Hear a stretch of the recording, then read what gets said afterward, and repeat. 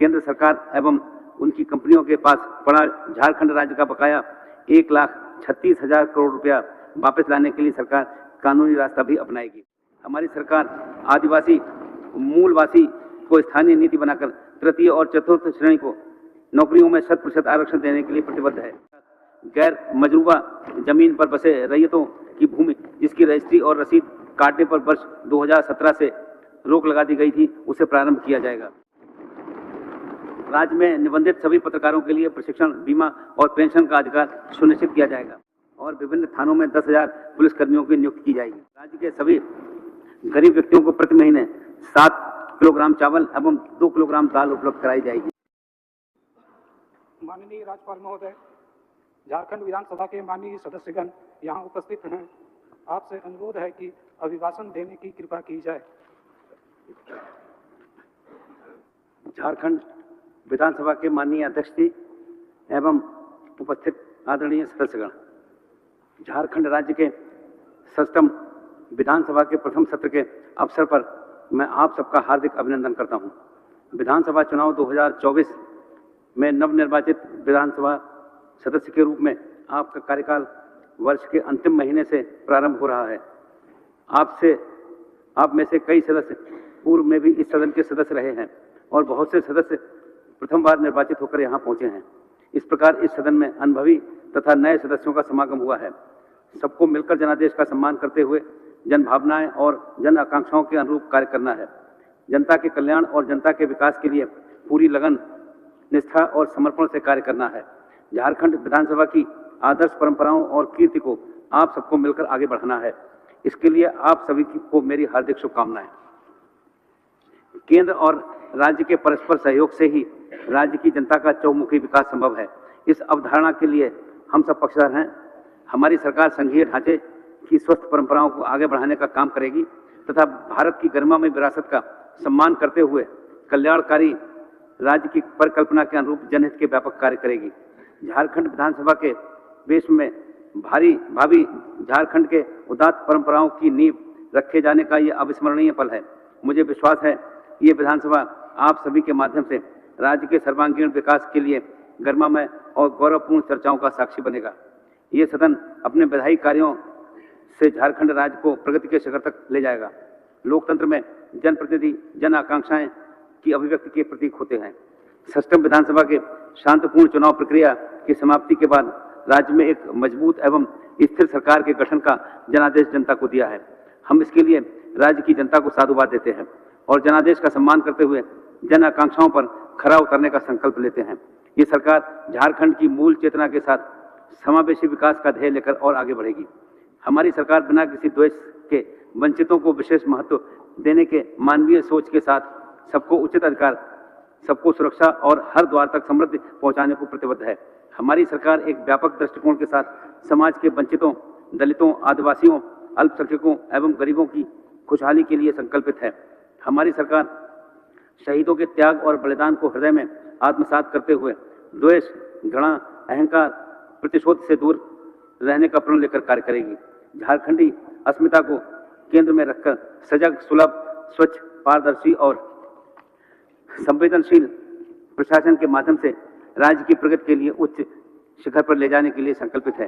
केंद्र सरकार एवं उनकी कंपनियों के पास पड़ा झारखंड राज्य का बकाया 1,36,000 करोड़ रुपया वापस लाने के लिए सरकार कानूनी रास्ता भी अपनाएगी। हो, मुंडारी, कुडुख व अन्य जनजातीय भाषाओं को संविधान की 8वीं सूची में शामिल कराने की पहल करेगी। हमारी सरकार आदिवासी मूलवासी को स्थानीय नीति बनाकर तृतीय और चतुर्थ श्रेणी को नौकरियों में 100% आरक्षण देने के लिए प्रतिबद्ध है।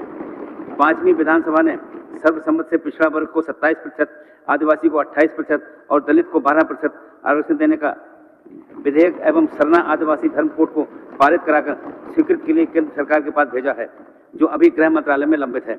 वर्तमान कार्यकाल में केंद्र सरकार से इन विषयों को स्वीकृत कराने के लिए हर संभव प्रयास करेंगे।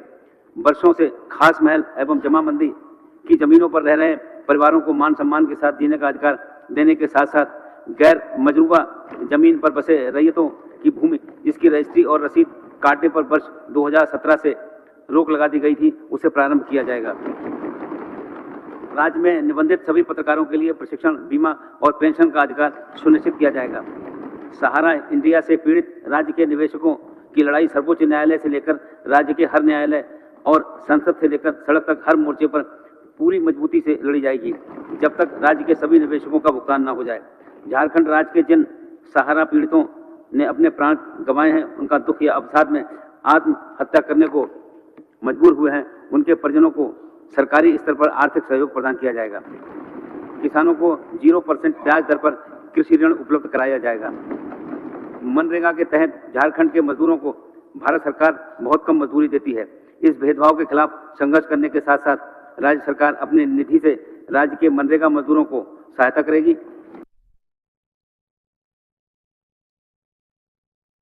जिससे कि उन्हें न्यूनतम 350 रुपये प्रतिदिन की मजदूरी मिल सके।